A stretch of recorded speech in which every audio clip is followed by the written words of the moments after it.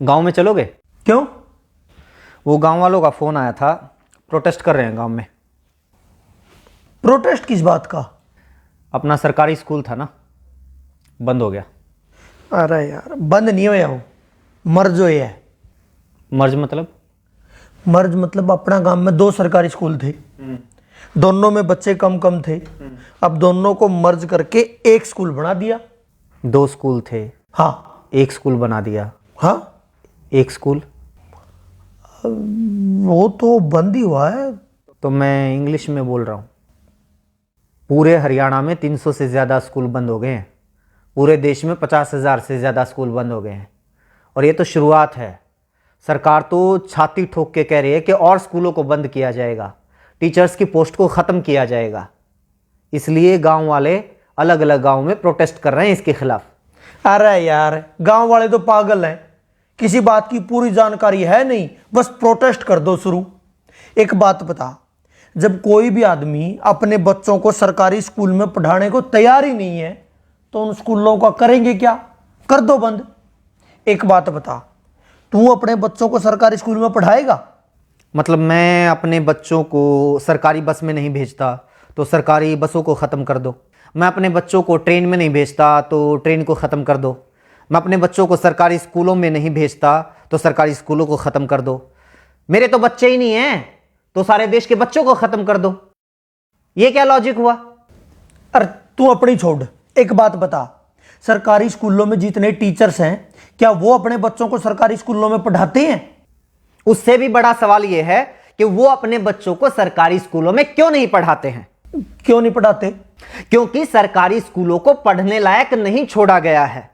स्कूलों में टीचर नहीं है। शायद ही कोई ऐसा स्कूल हो जहां पर जितने टीचर्स की जरूरत है उतने टीचर हों। बैठने के लिए ढंग की इमारत नहीं है, कमरे नहीं है। कई स्कूलों की तो छतें गिर जाती हैं जिस वक्त क्लास चल रही होती है। पीने तक का पानी नहीं है, बैठने के लिए बेंच नहीं है। यहां तक कि टॉयलेट तक भी ऐसे होते हैं कि अगर कोई चला जाए तो मरीज बन के वापिस आए। ऐसे स्कूलों में कौन अपने बच्चों को पढ़ाना चाहेगा?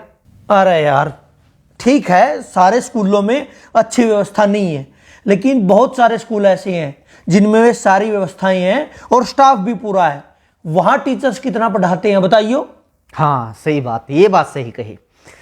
अपने शहर में भी और बहुत सारे शहरों में, अलग अलग स्टेट में कई स्कूल ऐसे हैं, सरकारी स्कूलों की बात कर रहा हूं मैं, जहां पर स्टाफ पूरा है, ठीक ठाक व्यवस्थाएं हैं, साफ सफाई है, इमारतें वगैरह, बिल्डिंग्स वगैरह अच्छी हैं।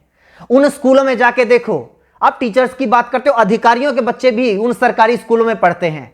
उन स्कूलों में एडमिशन के लिए सिफारिशें लगती हैं, एडमिशन नहीं हो पाते।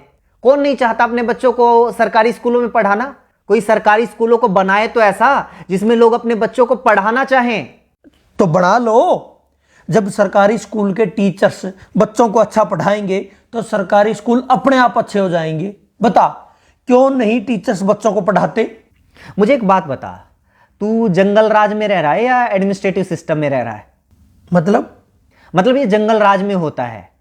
अपने आप ठीक कर लो, अपने आप हो जाएगा, अपने आप सही हो जाएगा, अपने आप गलत हो जाएगा। शेर की मर्जी, जिसको मर्जी खा जाए, जिसको मर्जी छोड़ दे, उसके मूड के ऊपर है। ये हिरण की कैपेसिटी है, शेर से तेज दौड़ सकता है तो बच जाएगा, नहीं तो उसका शिकार हो जाएगा। ये होता है जंगल राज।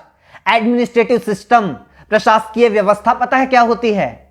जहां पर कोई जवाबदेही होती है, कोई हायरार्की होती है, कहीं चेक एंड बैलेंसेस होते हैं। प्रशासकीय व्यवस्था पता है क्या कहती है?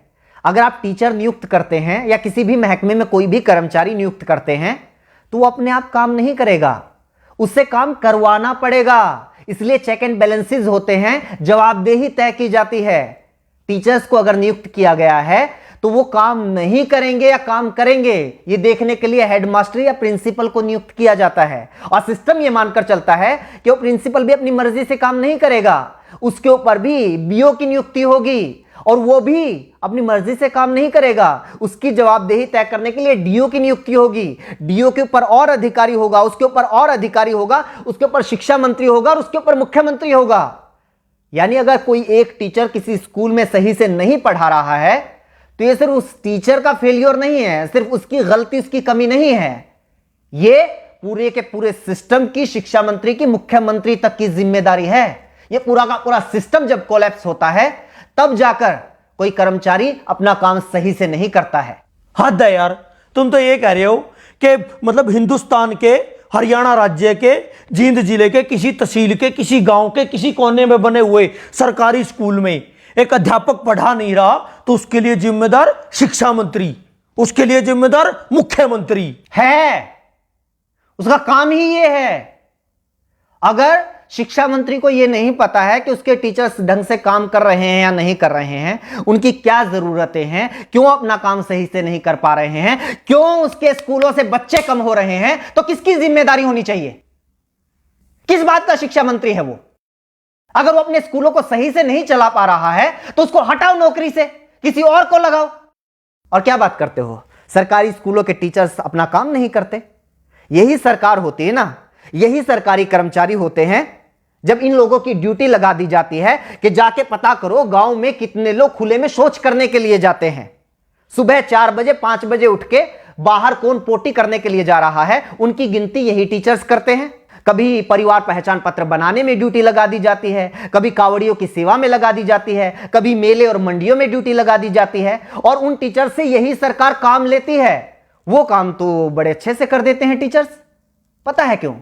क्योंकि सरकार टीचर से वो काम करवाना चाहती है, शिद्दत से करवाना चाहती है, इसलिए वो काम करवा लेती है।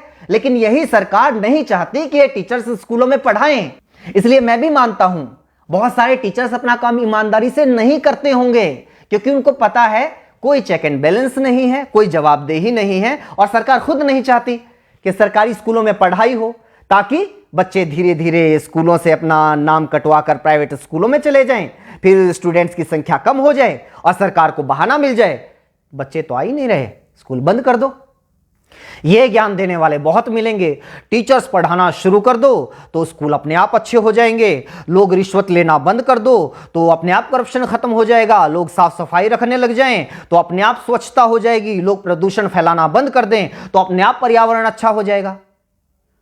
एडमिनिस्ट्रेटिव सिस्टम में लोग अपने आप नहीं करते, सिस्टम तय करता है कि आपको क्या करना है। देश चला रहे हो, यह सत्संग भवन नहीं चल रहा है यहां पे। चल ठीक है, ये जो पढ़ा रहे हैं या नहीं पढ़ा रहे, सैलरी पता है उनकी कितनी है? 70,000, 80,000। प्राइवेट स्कूलों में भी टीचर हैं 20-20, 25-25 हजार में, इनसे काफी अच्छा पढ़ाते हैं। इनकी सैलरी इतनी क्यों है?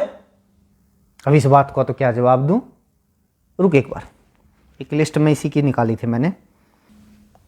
अपने देश में बहुत सारे लोगों को यह लगता है कि टीचर्स की सैलरी बहुत है, लेकिन जो दुनिया के अच्छे अच्छे देश है ना, जहां पर अच्छा एजुकेशन सिस्टम है, लाइफ लिविंग स्टैंडर्ड है, जहां का वीजा लगवाने के लिए दुनिया भर के लोग मरते हैं, उन देशों की बात कर।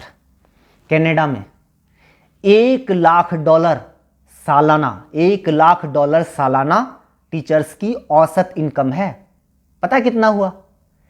1,00,000 को 80 से गुना कर 80 लाख रुपए सालाना। बता महीने की कितनी सैलरी हुई? जर्मनी में 63,000 यूरो, वो भी लगभग 80 रुपए के बराबर है, उसको भी 80 से गुना कर।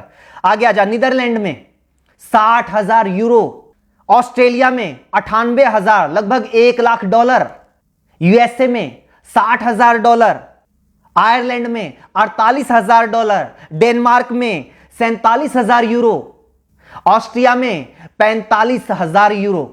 और तुम लोगों को यह लगता है कि हमारे देश में टीचर्स की सैलरी तो पता नहीं बहुत ज्यादा है। प्राइवेट स्कूलों में तो 20,000 में पढ़ा रहे हैं।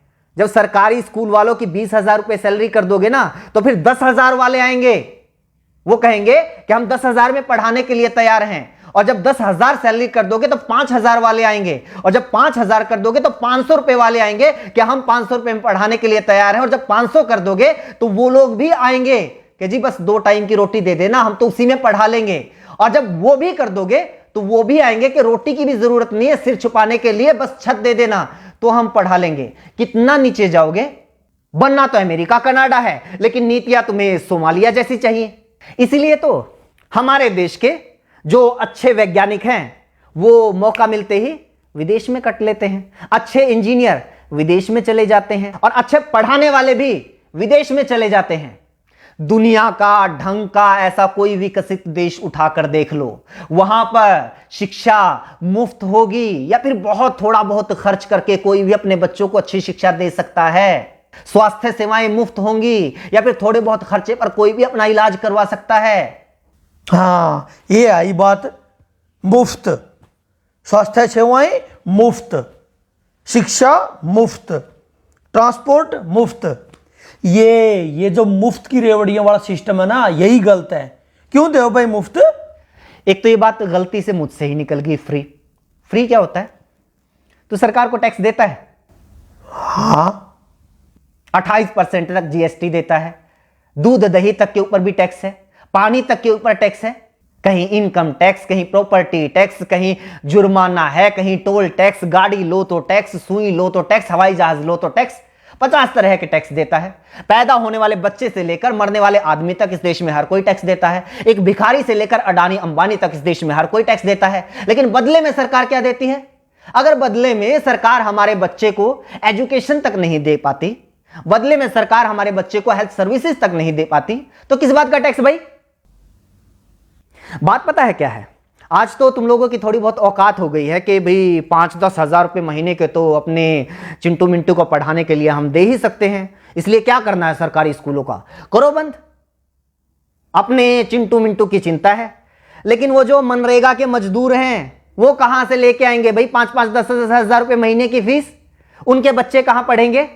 मजदूरों के बच्चे, गरीब किसानों के बच्चे, उन लोगों के बच्चे कहां पढ़ेंगे जो लोग दिन में 100 रुपए कमा के लेके आते हैं और 80 रुपए का पौवा पी के सो जाते हैं बीवी को पीट के? वो बच्चे कहां जाएंगे?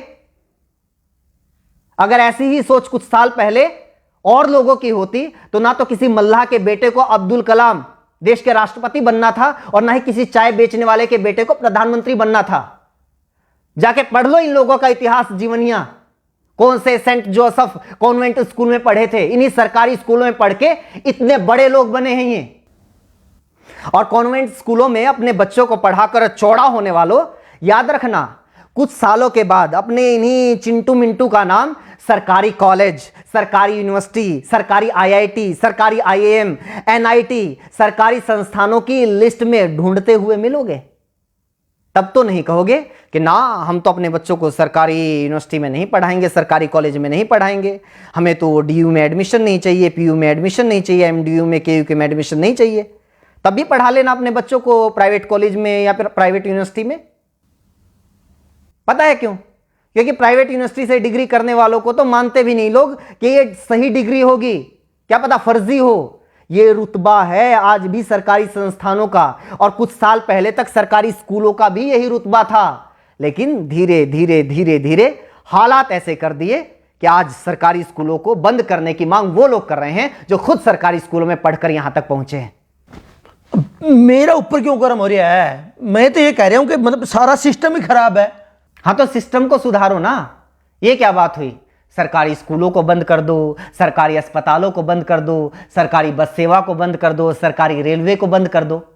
भाई ये सारी चीजें अगर सरकारी बंद हो जाएंगी, ये सारी चीजें प्राइवेट हो जाएंगी, तो फिर सरकार क्यों सरकारी होनी चाहिए? 20,000 रुपए में शिक्षा मंत्री भी मिल जाएगा, 25,000 रुपए मुख्यमंत्री भी मिल जाएगा। असल में तो फ्री में मिल जाएगा, असल में तो उल्टा मुख्यमंत्री शिक्षा मंत्री बनने के लिए पैसे देने वाले लोग मिल जाएंगे। इनको भी ले आओ प्राइवेट। सिस्टम को सुधारने की बात करो ना, टीचर्स को दोष देके नहीं नहीं बंद करो, इनकी ज्यादा सैलरी है। वैसे जितना इनका काम है ना, इनके लिए तो 10,000 भी ज्यादा है।